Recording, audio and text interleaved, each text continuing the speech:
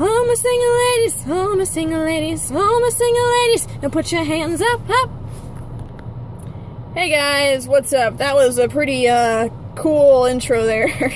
This is Kristen on Mission here, and before I begin anything, I just want to let you guys know that I have some really awesome theme ideas for the days of the week, which I will post in the description box below so you guys can keep up with what's going on. But today's Monday, and I'm making this Monday's Bible study from now on. And this month we'll be focusing on the topic of Love Ran Red from David Crowder. In case you don't know who David Crowder is, he's an awesome Christian artist, so you guys should check him out. Or maybe it's Chris Tomlin. I think both of them are probably saying at the cross. I don't know. Anyway, so we're going to start this by talking about a big idea. And that big idea is that being in love and loving someone are two completely different things. Being in love doesn't really require any effort. It just happens. You fall in love with somebody and you can't really help it. I mean, obviously there's a relationship there to start with, but you can't really help it. And that's more of like a boyfriend-girlfriend, husband and wife relationship. But today I'm going to be talking about something completely different. I'm going to be talking about actually loving someone, and not just physically as in like sex, which is not really love at all. I mean, it's a physical representation of love, but it's not what love is all about. I'm talking about doing things to be a loving person, and that actually requires effort, which is why being in love and loving someone are two completely different things. So, I'm going to start off by telling you from 1 Corinthians chapter 13, 4-8, what love is. And it says that love is patient. Patient meaning you're able to wait for someone if they go away, able to wait for them to change or help them change if they need to be changed, able to wait for them through circumstances, able to be patient about the little things, meaning like where you want the TV remote, or what kind of subjects you guys want to talk about, or something stupid like that. Or being able to wait about something really, really serious if you're married, like finances and everything like that. Just being able to be patient with them as you guys argue and have your little quarrels and stuff. But another thing is being able to wait about sex, which is a big, huge issue, especially for Christians and non-Christians, because there's a huge debate why sex is such a big deal, which I'll be getting into later on this week as I start. So I'm going to go ahead and say the next one, and that is that love is kind. Kind meaning empathetic, compassionate, caring. Kind even though there are rough days. Like if your friend wants to hang out with you and you just had a rough day, instead of just being a jerk about it and being all rude and nasty about it, you can be really, really polite and nice about it, and that's what kindness is, and that's showing them love. Kind to your husband or spouse, or your boyfriend or girlfriend if you're having a bad day. Just being able to be nice to them and continue to, try to smile and try to be caring and empathetic about their day too.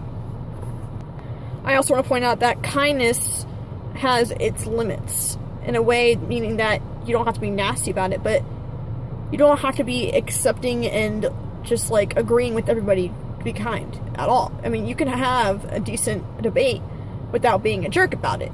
There's a way to do that, and kindness does not mean that you're just like, oh, I'm okay with everything and I'm just going to let everything happen and it's totally cool.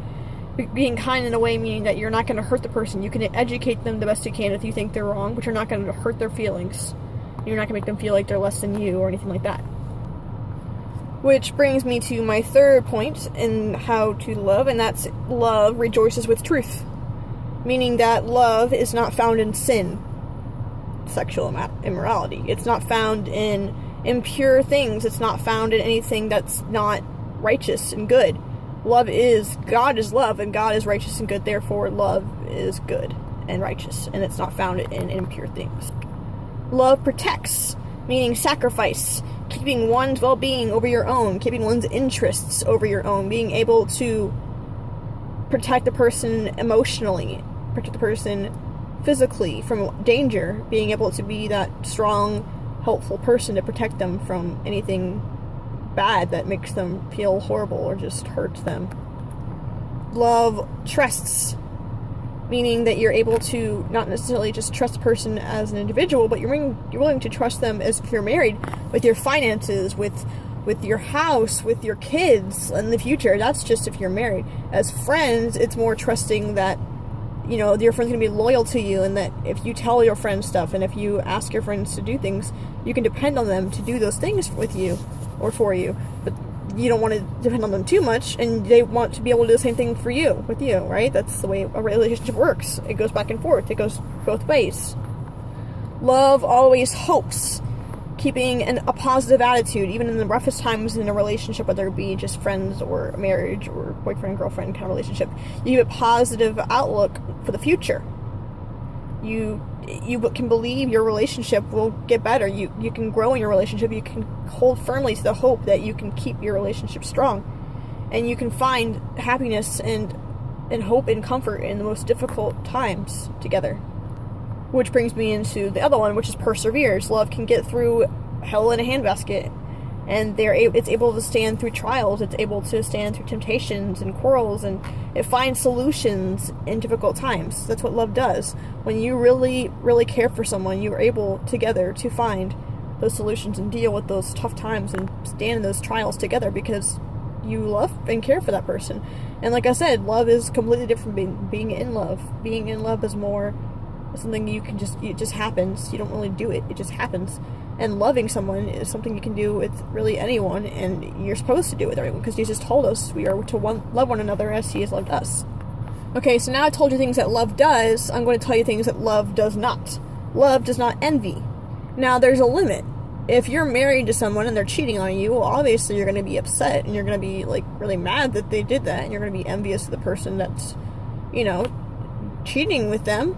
But if it's something stupid, like you can't be a control freak. You can't stop your friend from talking to other friends because you get jealous and you're like, oh, why don't you spend time with me? Why don't you do this? Why don't you do that? That's just being controlling and extremely jealous for no reason, and that's not what love is. Love is willing to let the person do what they want to do and not get envious or jealous about other things or each other. Like, if your partner or your friend has something that you want, you don't get jealous and try to take it. You focus on what you have, and you guys share your things together, and that's the way a relationship works. Love is not boastful or prideful. I mean, nobody in the relationship is like, oh, I did this, it's all about me, I mean, I'm the best, and blah, blah, blah. You don't put yourself above each other, and you don't make each other feel less significant. And it's really that's not a really good thing for a relationship at all, and that's not a loving personality or a loving character. Love is not self-seeking, meaning that you don't just do something nice for your partner because you know that they're going to do something nice for you. That's not what love is, and that's one of the biggest definitions people will say love is. Love is being able to give yourself away to somebody and not expect anything in return. That's love. That's another big definition of love.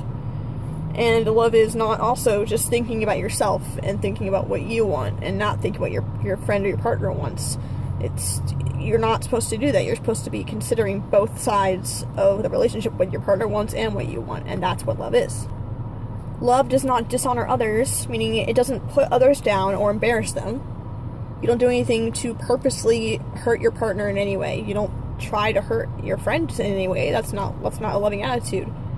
You don't try to get revenge. You don't try to do anything, that's just not honorable to your spouse / friend / partner. Love keeps no record of wrongs, meaning that you don't hold grudges and you don't bring up something freaking 10 years ago in an argument because it justifies you being angry. That's not what love is. Love doesn't do that. Love doesn't keep grudges. It doesn't hate. It doesn't hold past mistakes against somebody. So basically, I just went through the list of what love is and what love isn't. I'm going to give you another big idea to close out before I say goodbye, and that is that loving someone is hard, but in the end, it's worth it, and it builds long-lasting relationships, and that's absolutely true. It's definitely worth it. It's really, really difficult, especially if it's just your friend, because, honestly, friends come and go like that. And if you want to build a long-lasting friendship, then you really have to work at it. And if it's your wife and your husband and your wife, your spouse, that's really difficult because you're married to that person, you're bonded to that person like nothing before. Like, there's nothing that can really separate you two, which is another example of why love is difficult. And relationships take work, and people think that just because you find the perfect guy and you guys get married that everything's going to be perfect, and that's not the way it works. there's going to be consequences, there's going to be trials, there's going to be difficulties, and you and your spouse have to work together to get through those. So that's what the last big idea is really meaning. So that was Love Rain Red, and I'm sorry if my horrible singing in the beginning was dishonorable to you guys, but it's alright. So tomorrow it will be, what's tomorrow? Tomorrow's Tuesday. It will be the Christian Hint Jar, and I'll tell you more about that later tomorrow when I start this video. So I hope you guys have a wonderful day, and I hope that everything goes good for you guys, and I will see you tomorrow, and remember that Jesus loves you.